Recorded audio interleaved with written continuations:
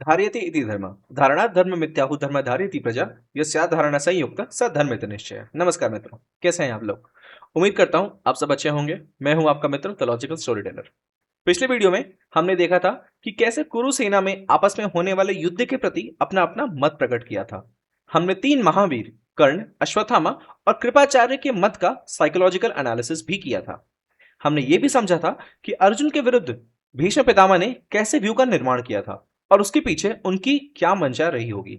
अगर आपने पिछला वीडियो नहीं देखा है तो ऊपर दिए हुए लिंक पर क्लिक करके देख सकते हैं। अर्जुन उस व्यू को देखते हैं और 4 तीर चलाते हैं। 2 तीर द्रोणाचार्य के सामने गिरता है और 2 उनके कान के पास से निकल जाता है। द्रोण भीष्म से कहते हैं कि गंगापुत्र, आप देख रहे हैं, ये पहले 2 तीर से अर्जुन ने मुझे प्रणाम किया है और जो अगले 2 तीर हैं जो कान के पास से निकल गए हैं उससे वो मुझसे युद्ध की आज्ञा मांग रहे हैं। अर्जुन उत्तर को आदेश देते हैं कि धनुष से तीर चलाने पर तीर जितना दूर गिरता है उतनी की ही दूरी पे रथ को ले जाके रोक दो। मैं व्यू का निर्माण और दुर्योधन को देखना चाहता हूं। मैं इन लोगों को छोड़कर दुर्योधन के पास ही जाऊंगा।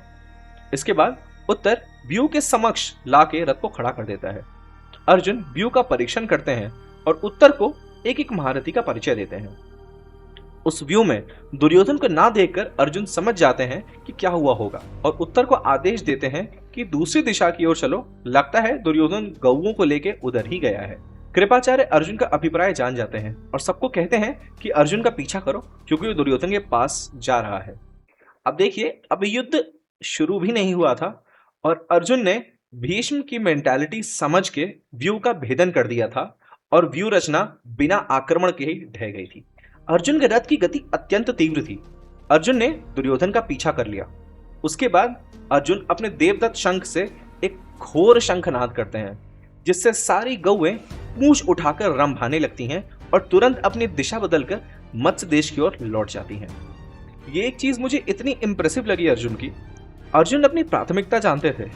उनका काम था पहले गोधन को बचाना, ना कि अपने अहंकार में आके किसी भी युद्ध में कूद जाना। इसलिए उन्होंने पहले आक्रमण नहीं किया। उन्होंने शंख बजाकर कदाचित गौओं को लौट जाने का सिग्नल दिया जिससे गाय ने खुद अपना रास्ता बदल के भागने लगी। 60,000 गौओं की स्ट्रेंथ के सामने कोई भी सेना नहीं आनी चाहती थी और अगर कदाचित आती भी तो वो भी उससे हस्तिनापुर का ही नुकसान होता क्योंकि वो एसेंशियली उसे ही तो चुराने गए थे। तो कोई भी अपने धन का ही नुकसान क्यों करेगा। अर्जुन के इस प्रेजेंस ऑफ माइंड ने युद्ध लड़ने से पहले ही अपना उद्देश्य पूरा कर लिया था। इससे पहले कि कोई कुछ रिस्पॉन्ड कर पाता, अर्जुन वो युद्ध टेक्निकली जीत चुके थे क्योंकि उनका मिशन तो कंप्लीट हो चुका था। खैर, इधर शंख फूकने के बाद अर्जुन कौरव सेना पे 1000 तीरों की वर्षा करके उन्हें आच्छादित करके रोक देते हैं और गौओं को जाने का रास्ता प्रदान करते हैं। इधर गोधन को सुरक्षित करते ही कौरव सेना तुरंत सामने आ जाती है। अब इससे पहले कि हम इस महायुद्ध की कहानी में आगे बढ़े, मैं आप सभी के साथ एक इंटरेस्टिंग एक्सरसाइज करना चाहूंगा क्योंकि अब हम सबसे मेजर बैटल्स की तरफ बढ़ रहे हैं। मैं एक वॉर मैट्रिक्स क्रिएट करना चाहता हूं। इस मैट्रिक्स में हम उन सभी डायरेक्ट क्लैशेस को ट्रैक और काउंट करेंगे जो मेजर योद्धाओं के बीच हुए थे। इस डेटा से हमें एग्जैक्ट नंबर मिलेंगे कि किन दिन 2 योद्धाओं के बीच कितनी बार कितना आमना सामना हुआ और फाइनल रिजल्ट किसके फेवर में रहा। सबसे मजेदार बात यह होगी कि इस मैट्रिक्स के थ्रू हम ये क्रॉस वेरीफाई कर पाएंगे कि किस योद्धा ने अपने बारे में क्या क्या जो भी क्लेम किए थे वो कितने सच थे और किसने खुद की कैपेबिलिटी को एक्चुअल बैटलफील्ड में ओवर एस्टिमेट किया था और किसका आकलन कितना सही था। हर वीडियो के अंत में हम इस मैट्रिक्स को अपडेट करेंगे और महाभारत सीरीज के एंड में पूरी कथा और इस टैली को यूज करके हम मेजर कैरेक्टर्स का एनालिसिस करेंगे। तो चलिए आगे बढ़ते हैं। अर्जुन उत्तर से कहते हैं कि तुम्हारे राज्य का गोधन सुरक्षित हो चुका है। अब मैं बिना किसी चिंता के युद्ध कर पाऊंगा। देखो, ये कर्ण कैसे मेरे सामने युद्ध करने आया है। उस पापी दुर्योधन के साथ रहकर ये अत्यंत घमंडी हो गया है। इसी के पास चलो। इतने में अर्जुन सैकड़ों तीरों की बौछार करते हैं। अर्जुन के रथ में 4 घोड़े जुते हुए थे जो अत्यंत तेज गति से चलते थे। उनके रथ के नीचे कितने ही सैनिक दब के कुचल जाते हैं। इतने में कर्ण की सुरक्षा हेतु चित्रसेन, संग्रामजित, शत्रुसह और जय नामक योद्धा विपाठ नामक तीर से अर्जुन पर एक साथ प्रहार करते हैं। अर्जुन सबका अकेले उत्तर देना आरंभ करते हैं। इतने में दुर्योधन का अनुज भी युद्ध में अर्जुन को तीर मारना शुरू करता है। अर्जुन ने एक साथ सबके तीर का उत्तर देना आरंभ किया और विकर्ण सहित सबके धनुष को काट के सबको 5-5 तीर मार दिए। अब एक चीज समझिए कि यह कार्य कहने और करने में बहुत अंतर होता है। अगर किसी आम योद्धा को 6 लोग पूरी स्फूर्ति से हमला करेंगे एक साथ, तो या तो भाग जाएगा, या तो छिप जाएगा, या तो मारा जाएगा। परंतु अर्जुन ऐसा कुछ भी नहीं करते हैं। ये योद्धा इतनी ज्यादा तेज गति और एक्यूरेसी से तीर चलाता है कि सबके बाण का उत्तर तो देता ही है, बल्कि उन सबको निशस्त्र करके मार के भगा भी देता है। अगर मान ले कि ये सारे जो योद्धा थे सारे एवरेज धनुर्धर थे, तो भी अर्जुन की गति एवरेज धनुर्धर से 8 से 10 गुना से भी ज्यादा रही होगी। तभी तो 6 धनुर्धरों के तीर रोक के विकर्ण के अतिरिक्त सबका वध कर दिया। संग्रामजित कर्ण का छोटा भाई था। अपने भाई को अपने शत्रु के हाथ से मरता हुआ देख कर्ण से देखा नहीं गया। उसके बाद तो अर्जुन और कर्ण में प्रचंड युद्ध आरंभ हो गया। कर्ण भी तो काफी दुर्धर्ष धनुर्धर ही था। दोनों ने एक दूसरे को तीर से छलनी करना आरंभ किया।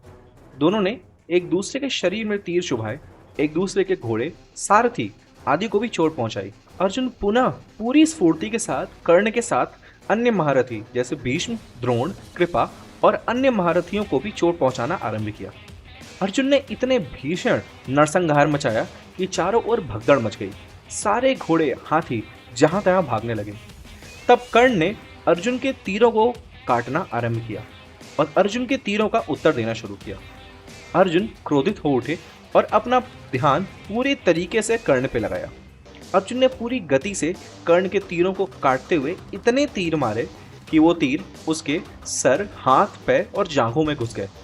इस दर्द से कर्ण तिलमिला उठा और युद्ध से एक हारे हुए हाथी के भांति भाग खड़ा हुआ। इसी चीज को कृपाचार्य और द्रोण ने पहले देख लिया था, लेकिन कर्ण का अहंकार उसको रियलिटी से ही दूर रख रहा था। अर्जुन का यह प्रथम युद्ध था कौरव सेना के अगेंस्ट। अर्जुन ने इस युद्ध में अपने पराक्रम के अतिरिक्त अपनी बुद्धि का भी अनुपम परिचय दिया था। उन्होंने अनेक घुड़सवारों, रथों में जुते हुए घोड़ों की धुरी काट दी और घोड़ों को भी बींध दिया। इससे वो घोड़े तिलमिला उठे और अपने रथी सहित व्यूह रचना तोड़कर यहां वहां भागने लगे। उन्होंने यही हाथियों के साथ भी किया, जिससे वो हाथी यहां वहां भगदड़ मचाने लगे, जिससे उनकी सेना पंक्तियां टूट गईं। उसके बाद अर्जुन अपने सव्यसाची नाम को सिद्ध करते हुए अत्यंत स्फूर्ति के साथ दोनों हाथ से हजारों तीर की वर्षा की और उत्तर ने भी उत्तम सारथ्य का परिचय देते हुए घोड़ों की बागडोर संभाल रखी थी और बहुत तेजी से पूरे युद्ध भूमि में रथ को दौड़ाया। इस पूरे कौशल से ऐसा प्रतीत होने लगा जैसे अर्जुन का रथ एक ब्लर जैसा अलग अलग जगह दिख रहा था और वो जहां से निकल रहे थे वहां पे केवल तबाही हो रही थी। अर्जुन ने उतनी विशाल सेना को मारने के लिए दिव्यास्त्र चलाना शुरू किया, जिससे कितने ही सैनिक और योद्धा मर के गिरने लगे। 13 वर्ष के बाद अर्जुन का यह रौद्र रूप देखकर उसके शत्रु भी उसकी प्रशंसा करने लगे। अर्जुन के तीर इतने तेज चल रहे थे कि सैनिक और योद्धा अभी अर्जुन को पहचानते ही थे कि अर्जुन उनका वध करके आगे निकल जाते थे।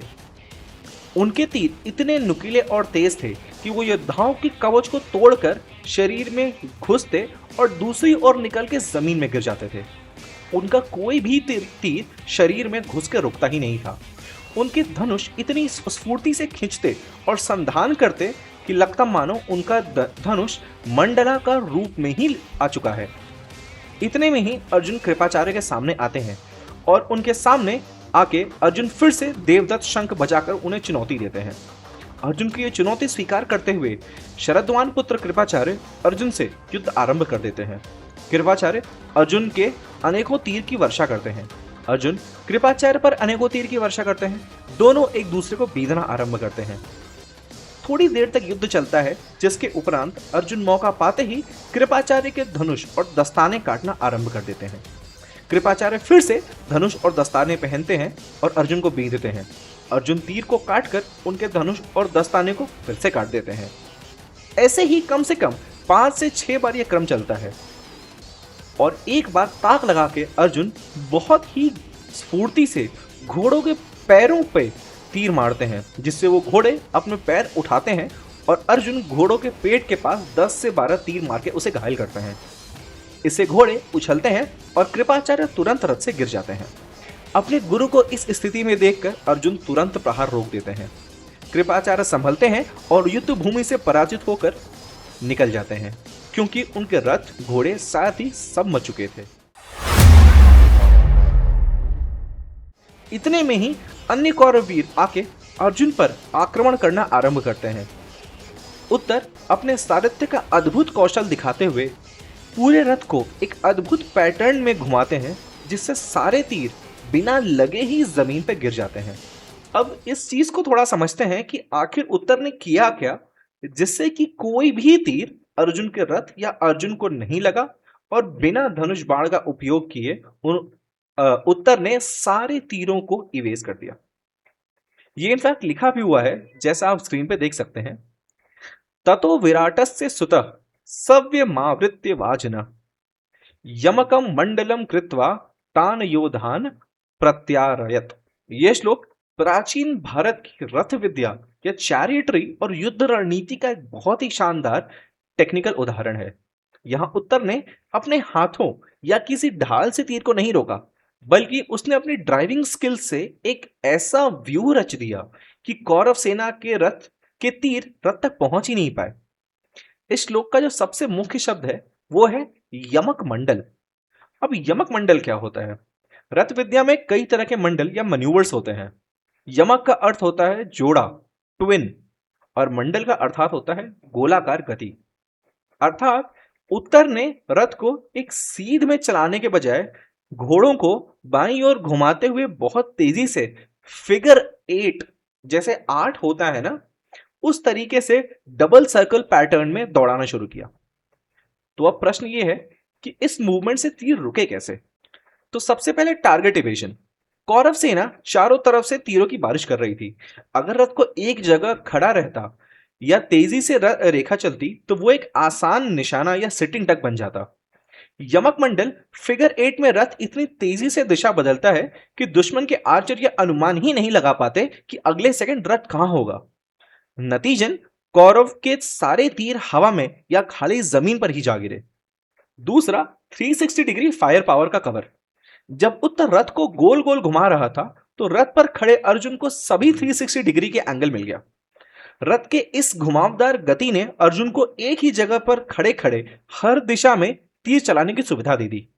अर्जुन की स्पीड वैसे ही बहुत तेज थी और उसने रथ को घुमाने के साथ साथ चारों ओर अपने तीर चलाकर एक डायनेमिक शील्ड अर्थात तीरों का छाता बना दिया, जिससे कौरवों के आते हुए तीर बीच में ही रुक गए। रथ का संतुलन श्लोक में सव्यम अवृत्य या घोड़ों को बाईं ओर से घुमाकर लिखा हुआ है। ये एक कुशल सारथी या ड्राइवर की निशानी है। इतनी तेज गति में रथ पलट सकता है, परंतु उत्तर ने सही एंगल से घोड़ों को घुमाकर सेंट्रीफ्यूगल फोर्स को बैलेंस किया, जिससे रथ का संतुलन नहीं बिगड़ा और अर्जुन बिना हिले डुले सटीक निशाना लगा पाए। शॉर्ट में कहें तो ये उत्तर के एक अतुलनीय सारथ्य स्किल का प्रदर्शन था, जिससे यह सिद्ध हुआ कि युद्ध में रथी जितना ही महत्व सारथी का भी होता है। मैं अपने वीडियो के माध्यम से केवल आपको इस अद्वितीय रचना की एक झांकी ही दे पा रहा हूं। ऋषि वेदव्यास ने जिस तरीके से एक एक घटना का वर्णन किया है, मैं उनको और उनकी रचनाओं को प्रणाम करता हूं। मैं आप सबसे यह निवेदन करूंगा कि महाभारत को अवश्य पढ़ें, भ्रांतियों से दूर रहें, और अगर कोई भी प्रश्न हो तो मुझसे अवश्य पूछें, मैं उसको दूर करने का प्रयत्न अवश्य करूंगा। धर्मो एव हतो हन्ति, धर्मो रक्षति रक्षितः।